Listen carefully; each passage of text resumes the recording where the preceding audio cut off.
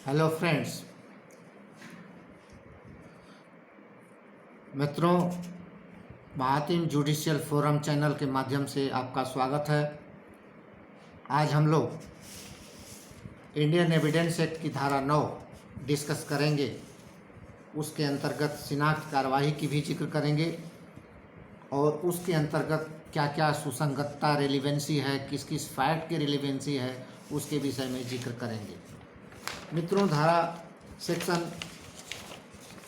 9 evidence act के जो मूल सेक्शन है वो इस प्रकार है। फैक्ट नेसेसरी टू एक्सप्लेन और इंट्रोड्यूस रेलिवेंट फैक्ट्स, सुसंगत तथ्यों का परिचय कराने वाले आवश्यक तथ्य। इंडियन एविडेंस एक्ट की धारा 9 में कहा गया है मित्रों कि वे तथ्य जो फैक्ट इन इशू, विवादास्पद तथ्य अथवा सुसंगत तथ्य के स्पष्टीकरण अथवा पुनः स्थापन रिवर्ट के लिए आवश्यक हों, अथवा जो किसी विवादास्पद तथ्य द्वारा इंगित अनुमान का समर्थन अथवा खंडन करते हों, अथवा जो किसी व्यक्ति अथवा वस्तु का किसी व्यक्ति अथवा वस्तु की जिसकी आइडेंटिटी रेलिवेंट उसकी आइडेंटिटी स्थापित करते हैं। और नंबर 4, समय या स्थान स्थिर करते हैं जब या जहां कोई विवादास्पद अथवा सुसंगत तथ्य घटित हुआ।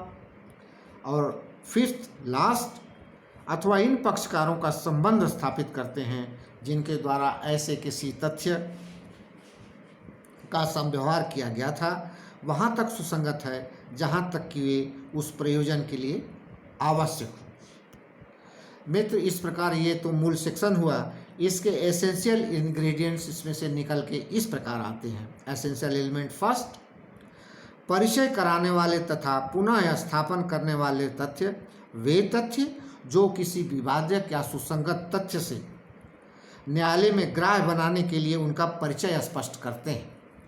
परिचयात्मक इन नेचर होना चाहिए मित्र, ये फर्स्ट है इंग्रेडिएंट इसका सेकंड इंग्रेडिएंट है वे तथ्य जो किसी विवादक या सुसंगत तथ्य द्वारा संकेत किए गए किसी तथ्य का समर्थन अथवा खंडन करते हैं।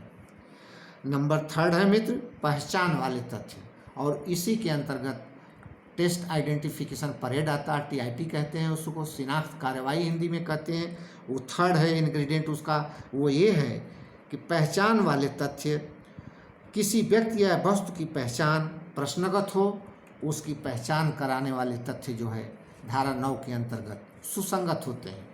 मित्र, ये सेक्शन बहुत ही रेलिवेंट है। इसके अंतर्गत बहुत ही अच्छी चीज़ें आती हैं जो साक्ष्य के अंदर संपोषक साक्ष्य मानी जाती हैं। नंबर 4 इसका एसेंशियल इंग्रेडिएंट है मित्र अवधि एवं स्थान दर्शित करने वाले तथ्य, टाइम एंड प्लेस जो सुनिश्चित करते हों ऐसे तथ्य। एज फॉर एग्जाम्पल आपको बताते हैं, मेडिकल रिपोर्ट या पोस्टमार्टम रिपोर्ट में ये मेडिकल ऑफिसर जो कि पोस्टमार्टम करता है वो शरीर की दशा और शरीर की चेंजिंग होती हुई अवस्था को देख करके ये सुनिश्चित करता है कि मर्डर कितने समय पहले हुआ था, अभी इसकी क्या स्थिति है। एज फॉर इंस्टांस, जब एक निश्चित समय आने पर बॉडी अकड़ने लगती है तो उसको रिगर मोर्टिस कहते हैं। आई मीन कि जैसी जैसी उस बॉडी की शव की, उस मृतक के लाश की जैसी दशा जो है रहती है उसको जो है सुनिश्चित करने वाले जो है समय बताने वाले तथ्य होते हैं वो डॉक्टर प्रविष्ट करता है अपनी पोस्टमार्टम रिपोर्ट में, वो भी धारा 9 के अंतर्गत सुसंगत होता है। पक्षकारों का संबंध दर्शन करने वाले तथ्य, ऐसे तथ्य जो DNA के माध्यम से धर्मजता सुनिश्चित करते हैं, वो भी धारा 9 के अंतर्गत सुसंगत होते हैं। मित्र, धारा 9 के अधीन संपोषक कौन कौन होंगे साक्ष्य मित्र? सपोज हथियार जैसे किसी हथियार से मर्डर किया गया है, हथियार पर जो है उस कातिल के, उस अक्यूज्ड के, उस अपराधी के हाथ के निशान पाए जाते हैं। तत्काल उसको जो है सेफली अगर उसको कलेक्ट कर लिया जाए और फॉरेंसिक लैब में टेस्ट करा लिया जाए तो साफ साफ उसके आ जाते हैं और उस अपराधी के हाथ के निशान को मिलान कराया जाता है। तो यहाँ पर एक अनन्यता स्थापित होती है, साबित होती है। दूसरा हस्तलेख है, क्या कोई हस्तलेख एक निश्चित उसी व्यक्ति के हाथों से लिखा गया है, इसका भी मिलान कराया गया, इसका भी टेस्ट कराया जाता है। ये भी धारा 9 के अंतर्गत रेलिवेंट होता है मित्र। नंबर 3, घटना के समय मौसम कैसा था, घटना के समय कौन सा फसल वहाँ उगी थी, कौन सी फसल लगी थी। नंबर 4, शिनाख्त परेड, जिसकी हम लोग अभी चर्चा करेंगे। शिनाख्त परेड, आदमी जो है शिनाख्त परेड के माध्यम से जो आई विटनेसेस होते हैं वो मुलजिम की पहचान करते हैं, तो ये भी धारा 9 के अंतर्गत आते हैं। और उम्र का निर्धारण करने के लिए जो सर्टिफिकेट्स वगैरह, जैसे उम्र का निर्धारण 10th क्लास की सर्टिफिकेट से सुनिश्चित होती है, तो इस प्रकार की साक्ष्य जो है धारा 9 के अंतर्गत सुनिश्चित होते हैं, सुसंगत होते हैं। शिनाख्त परेड का तरीका क्या है मित्र? शिनाख्त परेड का ये तरीका है कि आईओ जो है, एक एप्लीकेशन जो है, एग्जीक्यूटिव मजिस्ट्रेट जो कंसर्न जो उस एरिया का मजिस्ट्रेट होता है, न्यायालय का एग्जीक्यूटिव मजिस्ट्रेट की मैं बात कर रहा हूँ, वहाँ आवेदन करता है और डेट फिक्स करके मैं आईओ और चक्षुदर्शी साक्षियों के वो मजिस्ट्रेट जो है जेल के अंदर ये परेड जो है कराई जाती है। एक कतार में उस एक्यूज्ड की से मिलती जुलती हमशक्ल 9 एक्यूज्ड को खड़ा किया जाता है, उसी के बीच में वो मुलजिम को खड़ा किया जाता है और कंसर्न चक्षुदर्शी साक्षी को उसके सामने से गुजारा जाता है चलता हुआ। जब वो पहचानिए ये हैं कि ये हैं, ऐसे अगर वो पहचान लेता है तो मजिस्ट्रेट जो है उसकी रिपोर्ट बना करके कंसर्न कोर्ट में भेजता है। नहीं पहचानता है तब भी और पहचानता है तब भी वो मजिस्ट्रेट जो है रिपोर्ट बना के भेजता है। लाइकवाइज मित्र, वस्तु की भी आइडेंटिफिकेशन परेड कराई जाती है। सपोज कोई ऑर्नामेंट रिकवर हुआ है, कोई ऑर्नामेंट डकैती में पाया गया है, छिनैती में कोई पाया गया है, तो वो ऑर्नामेंट से मिलती जुलती ऑर्नामेंट कंसर्न साक्षी के समक्ष रखा जाता है। अगर वो पहचान करता है और नहीं करता है तब भी रिपोर्ट बना करके कंसर्न एग्जीक्यूटिव मजिस्ट्रेट उस रिपोर्ट को संबंधित न्यायालय में प्रेषित करता है। मित्र, ये हुआ शिनाख्त कार्रवाई का तरीका और शिनाख्त कार्रवाई में बरती जाने वाली सावधानियां और साक्षिक मूल्य क्या है मित्र, ये जो है बताया गया है। समय समय पर न्यायालयों के मंतव्यों में उनकी वर्डिक्ट्स के माध्यम से ये प्रिंसिपल ऑफ लॉ डिटरमिन हुआ है, इसको सुने। नंबर 1, जिस अभियुक्त की शिनाख्त होनी है उसकी स्वयं की उपस्थिति अथवा फोटो साक्षी के समक्ष नहीं कराई जानी चाहिए या नहीं प्रस्तुत होनी चाहिए। इसका मतलब ये कि शिनाख्त कार्रवाई से पहले न तो साक्षी अभियुक्त देखा हो न अभियुक्त की फ़ोटो देखा हो, उसी की आइडेंटिफिकेशन कराई जाएगी। नंबर 2, यदि अभियुक्त जमानत पर है तो उसकी जो है आइडेंटिफिकेशन नहीं हो सकती, शिनाख्त कार्रवाई नहीं होती। वो तो खुला घूम रहा है, उसको कोई भी देख सकता है, इसलिए उसकी जो है आइडेंटिफिकेशन नहीं हो सकती। नंबर 3 है मित्र, टेस्ट आइडेंटिफिकेशन परेड जो है ड्यूरिंग ट्रायल न्यायालय में भी हो सकता है। कटघरे में जो है मुलजिम रहता है, विटनेस बॉक्स में साक्षी होता है, उससे एक क्वेश्चन लीड किया जाता है कि क्या वह प्रश्नगत अभियुक्त इस न्यायालय में मौजूद है। साक्षी कहता है कि हाँ, इन्होंने ही इस मौका वारदात पर इन्होंने थे और इन्होंने ही घटना को अंजाम दिया था।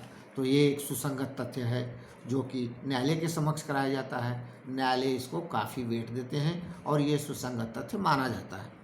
तो इस प्रकार मित्रों हम लोगों ने इसको देखा। शिनाख्त कार्रवाई की ये जो इवैल्यूएशन के साक्षिक मूल्य क्या है जरा वो देख लें। शिनाख्त कार्रवाई अन्य साक्ष्यों की तरह एक कोरबेटिव एविडेंस है। साक्ष्य के पलड़े पर जैसे और एविडेंस है, उसी तरह ये शिनाख्त कार्रवाई का भी एविडेंस एक साक्ष्य कोरबेटिव एविडेंस है। नंबर 2, अभियुक्त की शिनाख्त एक खोजी कुत्ते से पुलिस ने कराई थी मित्र। एक प्रश्न का बड़ा रोचक मामला है। मतलब पुलिस जो है खोजी कुत्तों से जो है उनको घ्राण शक्ति उनकी स्ट्रांग होती है, सूंघने की शक्ति ताकत होती है, तो वो सूंघ करके डिटरमिन करते हैं कि मुलजिम किधर भागा, क्या किया। तो एक प्रकरण में पुलिस ने खोजी कुत्तों से शिनाख्त कराई थी, न्यायालय ने इसे कमज़ोर प्रकृति का साक्ष्य करार दिया। इसका साइटेशन है मित्र 2006 इलाहाबाद MR क्राइम 2991। अब एक मित्र यदि अभियुक्त पुरुष से जाना पहचाना व्यक्ति है, सपोज आई विटनेस के मोहल्ले का है, गांव का है, पड़ोस का है, या पहले से साक्षी उसको अच्छी तरह जानते हैं, पहचानते हैं, तो ऐसे साक्षियों से ऐसे अभियुक्त की पहचान नहीं कराई जाती। यदि अभियुक्त पुरुष से जाना पहचाना है ये नियम है, ये न्यायालयों ने निर्धारित किया है कि जैसे ही अभियुक्त की गिरफ्तारी होती है मित्र, as soon as the accused is arrested, तुरंत टेस्ट आइडेंटिफिकेशन परेड जो है कराई जानी चाहिए, कंडक्ट करानी चाहिए, ताकि आफ्टर थॉट को मौका न मिले। सो आफ्टर थॉट सपोज कि अगर जैसे जैसे उसमें देर होती है, विलम्ब होता है, तो साक्षियों को जो है मनगढ़ंत बातों को लीड करने का चांस मिल जाता है, मौका मिल जाता है। इसलिए साक्ष्य में सत्यता उभर कर नहीं आ पाती। इसलिए न्यायालयों की ये मंतव्य रहे हैं, न्यायालयों की ये वांछा रही है कि जैसे ही गिरफ्तारी हो, विवेचक जो है उसकी आइडेंटिफिकेशन परेड करा ले, ताकि सत्यता जो है उसमें ज़्यादा वेटेज रहे, सत्यता का वेटेज रहे। मित्र, ये है उद्देश्य जरा सा न्यायालयों ने जाहिर किया है मित्र कि शिनाख्त परेड का उद्देश्य क्या है, what is object what test identification parade. तो इसका जो उद्देश्य है साक्षी की ट्रस्ट वर्दीनेस और उसकी स्ट्रेंथ पर निर्भर करती है मित्र।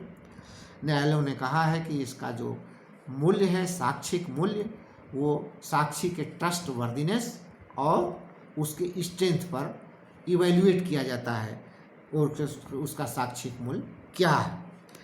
टेस्ट आइडेंटिफिकेशन परेड को एक सुसंगत साक्ष्य माना जाता है मित्र, परंतु इसका साक्षिक मूल्य भिन्न भिन्न स्थानों में, भिन्न भिन्न प्रकरणों में भिन्न भिन्न प्रकार होता है।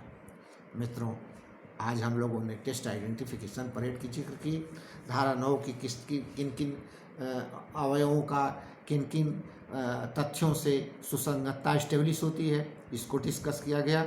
और मुझे आशा है मित्र आपको आज का संवाद रोचक लगा होगा। आपसे निवेदन है कि आप महातिन जुडिशियल फोरम चैनल को ज़्यादा से ज़्यादा सब्सक्राइब करें, लाइक करें एवं अपने दोस्तों में शेयर करें, ताकि ज़्यादा से ज़्यादा स्टूडेंट जो हैं इससे जो है लाभान्वित हों। इन्हीं शब्दों के साथ stay safe, stay home, play together में यही समय की मांग है। सादर निवेदन, साभार, समापन, नमस्कार।